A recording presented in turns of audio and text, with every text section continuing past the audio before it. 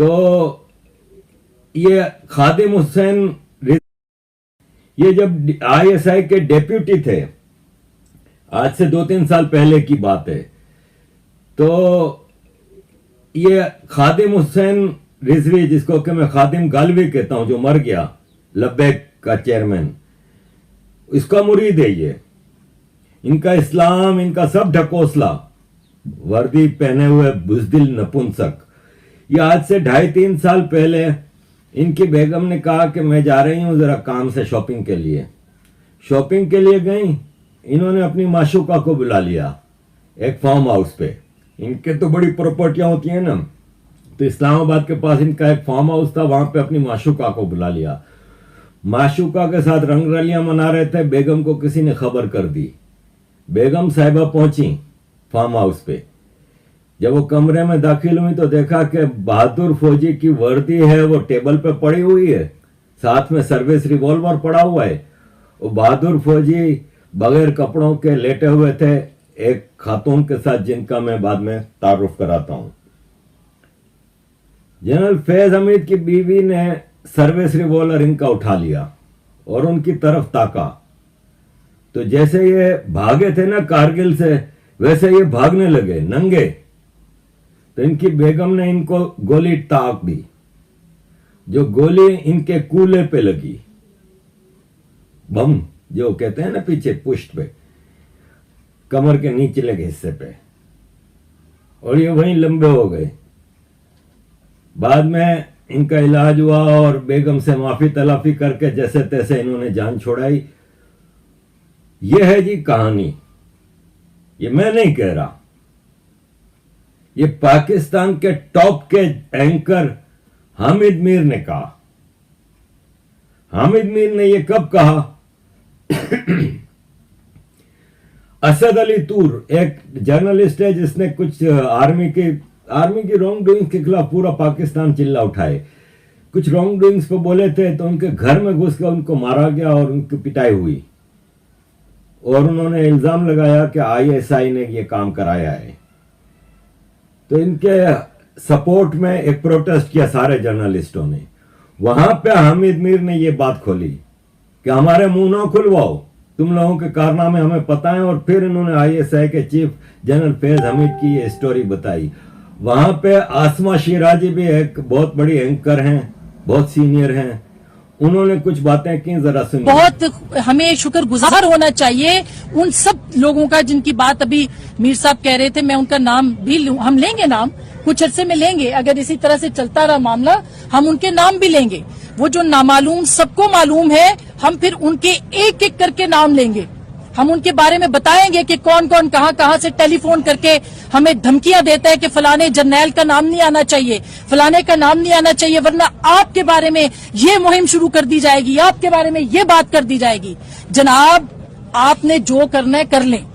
जनाब, आपने जितनी गालियां देनी है दे लें, आपने जितनी गोलियां बरसानी है बरसा लें, आपने जितनी कैंपेन्स करनी है कर लें, जितनी किरदार कुशी करनी है कर लें, आपने जो करना है कर लें। लेकिन खबर हो इस्लामाबाद और रावलपिंडी को कि ना हम अगर 3 साल के इस खुफिया दौर में भी हम खड़े रहे हैं तो हम आइंदा भी खड़े रहेंगे। अब तो आपके चेहरों से नकाब उतर रहे हैं जनाब, अब तो आपके चेहरों से नकाब उतर रहे हैं। अब तो आपको बताना पड़ेगा कि आप कौन हैं और ये सब कुछ क्यों कर रहे हैं। तो मेरा सिर्फ एक है, ये असद तूर पे आज हमने ये मजम्मत कर रहे हैं, हम यहाँ पे खड़े हैं। शायद 2 हफ्तों के बाद, 3 हफ्तों के बाद, 4 हफ्तों के बाद किसी और चीज के लिए खड़े हों। इनके घर पे घुसे, मेरे घर में छलांगे लगाई, मेरे घर के सामने खड़े हुए, मीर साहब को गोलियां लगी, मतीउल्लाह जान को अगवा किया। मतीउल्लाह जान को पता नहीं किस लड़की ने अगवा किया, ये तो अभी तक हमें नहीं पता, लेकिन ये अगवा और लड़की के भाई एक दफा फैसला कर लें कि उनकी बहन को आखिर में जाना किसके साथ है। और मैं बहन को नहीं लाना चाहती इस मामले। इन भिखारियों का जो बड़े बड़े मिसाइल लेके बैठे हैं, एटम बम लेके बैठे हैं, टैंक हैं तो एयर जेट हैं तो फाइटर जेट हैं तो ड्रोन हैं तो सब कुछ है, खाने को रोटी नहीं है। इन भिखारियों के बारे में आसमा जहांगीर ने सही कहा था, और आसमा जहांगीर को भी इसीलिए मार दिया गया।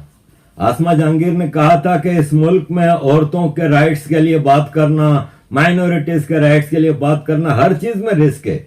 सच बोलना रिस्क है, लेकिन आप एक वेजिटेबल, एक सब्जी की तरह पड़े रहेंगे तो फिर आप सही है, वरना आप इस मुल्क में बोलेंगे तो खतरे में आएंगे। तो ये खतरे में आए। हामिद मीर ने ये बात की तो हामिद मीर को आज जियो ने नौकरी से निकाल दिया। कैपिटल टॉक जो आमिर मीर का प्रोग्राम है वो मुशर्रफ के दौर से भी पहले की बात है।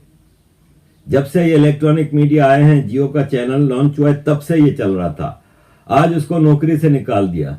यह है freedom of speech in Pakistan. Bharat में राना अयूब और आरफा खानम शेरवानी और बरखा दत्त और राजदीप सरदेसाई और अरुण धत्ती और जिस तरह ये बकवासियात करती हैं ना, इनको खाली 6 महीने के लिए पाकिस्तान भेज दें, इनको आटे दाल का भाव पता चल जाएगा कि ये किस देश की बुराई कर रही हैं, जहां पे इनको छूट है सब कुछ बोलने की।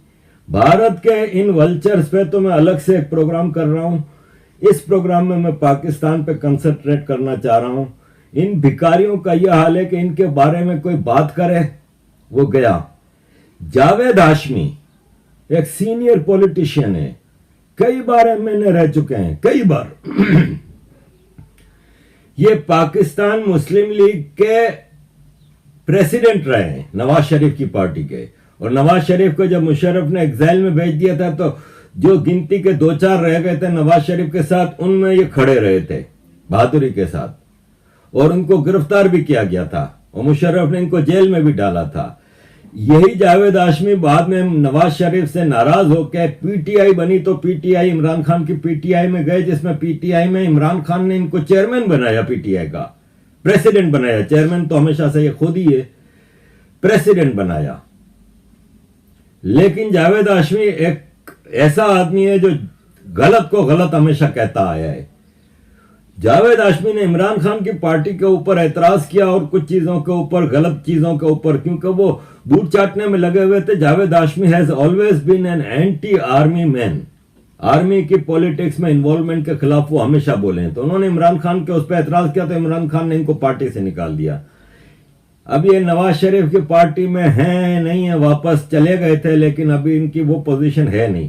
खैर, इन्होंने अभी आर्मी के बारे में ये कहा। जब इन्होंने ये बात की तो आर्मी ने एक्शन तो लेना था। क्या एक्शन लें? तो इनकी बेटी है मेमूना हाशमी, वो भी मेंबर ऑफ नेशनल असेंबली रह चुकी हैं।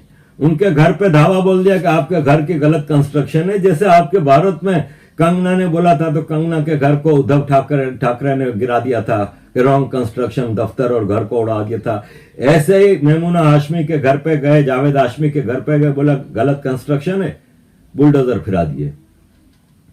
जब इनके घर पे बुलडोजर फिरा तो जावेद हाशमी बेचारे फिर चीख उठे। क्या बोला ये आप देखिए। पुलिस की सैकड़ों गाड़ियां हैं और उन्होंने हमारे घर देहात के घरों को घेरे में ले लिया है और दीवारें भी गिरा रहे हैं। मैं उनके पास जाता हूँ अपनी गिरफ्तारी पे पेश करने के लिए।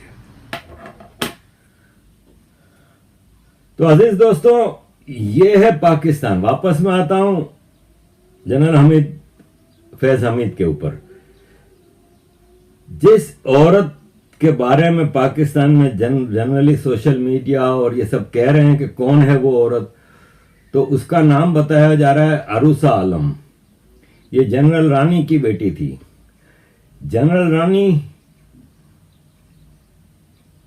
अयूब खान, याया खान जब पाकिस्तान के आर्मी चीफ थे 71 की जंग वाले, तो सबको पता है कि याया खान कितने बड़े अय्याश थे। वहां जंग चल रही थी और ये रोज रात को यहाँ पे मुजरे कराते थे प्रेसिडेंट हाउस में, और जो लड़की जो औरत पसंद आ गई उसको उठा लिया, चाहे वो शादीशुदा है गैर शादीशुदा है, वो पूरी रात नशे में धुत रहते थे। कई कहानियां मौजूद हैं। मलका तरन्नुम नूर जहां के बारे में भी इनकी कई कहानियां हैं। तो जनरल रानी एक होती थी। इनके दबदबे का यह है कि उनका नाम ही जनरल रानी पड़ गया था और पाकिस्तान की सबसे पावरफुल पर्सन थी उस जमाने में, याया खान के जमाने में। और नशा करवा के रात भर नशे में होता था याया खान, उसके साथ ये होती थी और नित नए फैसले करवाती थी। ये जनरल रानी पाकिस्तान के एक सिंगर हैं फखर आलम, उसकी नानी है। और भारत के एक सिंगर हैं अदनान समी, उसकी भी नानी है ये जनरल रानी। भारत के अदनान समी की नानी और पाकिस्तान के फखर आलम की नानी जनरल रानी। इनकी बेटी अरूसा आलम, फखर आलम की मां, इनके बारे में ये कहा गया है कि ये थी जनरल फैज हमीद के साथ। और अरूसा आलम का नाम सुन के आपको भी कुछ घंटियां बजी होंगी भारत के पंजाब में, खास तौर पे जो वहां के चीफ मिनिस्टर हैं अमरिंदर सिंह, उनकी भी कई कहानियां अरूसा आलम के साथ मशहूर हैं। यही अरूसा आलम जनरल फैज हमीद के साथ अय्याशी करते हुए पकड़ी गई थी। ये मैं नहीं कह रहा, पाकिस्तान में ये हर आदमी कह रहा है और सोशल मीडिया पे ये खुलेआम ये बातें की जा रही हैं। यह है जी कहानी। और आपके पंजाब के चीफ मिनिस्टर, भारत के पंजाब के चीफ मिनिस्टर अमरिंदर सिंह के बारे में भी ये है कि इन्होंने इससे छुप के शादी कर ली थी, लेकिन चूंकि भारत के लॉ के तहत मुसलमान तो 4 शादियां कर सकता है, एक सिख नहीं कर सकता। और शायद अमरिंदर सिंह की जो पत्नी है वो महाराजा पटियाला की बेटी हैं, तो इतनी पावरफुल शख्सियत तो वो जाहिर है कभी उसको पब्लिक नहीं कर सकते। और अरूसा आलम के लिए भी ये आम सी चीज है।